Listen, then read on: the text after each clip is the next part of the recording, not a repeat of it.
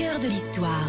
Retour aux origines. Et c'est une question de Marthe qui vous demande, Franck Ferrand, via la page Facebook de l'émission, de revenir sur les origines de la machine à écrire. Alors le premier connu pour avoir déposé un brevet de machine à écrire, c'était en 1714 quand même, c'était un certain Henry Mill.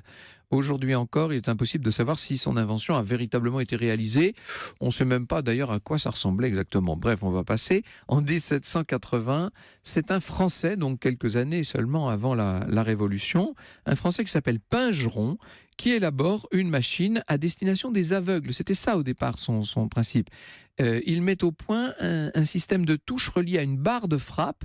L'invention, elle sera brevetée nettement plus tard, en 1833. Mais la première machine à écrire qui ait été réellement commercialisée, c'est la Hansen Writing Ball.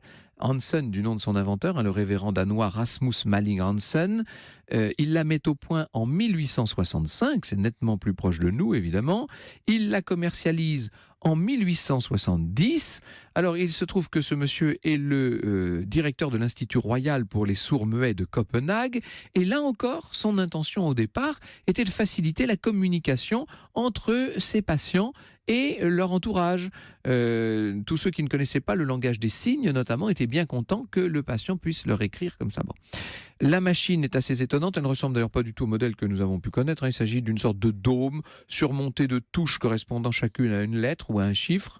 La feuille de papier était située sous le dôme, ce qui rendait la frappe, vous l'imaginez, passablement compliquée. Et alors, en cas de faute de frappe, je vous laisse imaginer les difficultés. Bon, finalement, celui qu'on retiendra comme étant le véritable père de la machine à écrire moderne, parce que c'était ça la question finalement que nous posait Marthe, c'est un Américain. Il s'appelle Christopher Latham Scholes. Il dépose son brevet en 1870, donc comme le danois là. Son brevet sera racheté en 73 par un fabricant d'armes qui s'appelle Remington. Et oui, c'est le début de la célèbre machine Remington. Alors celle-là, on la connaît, bien entendu.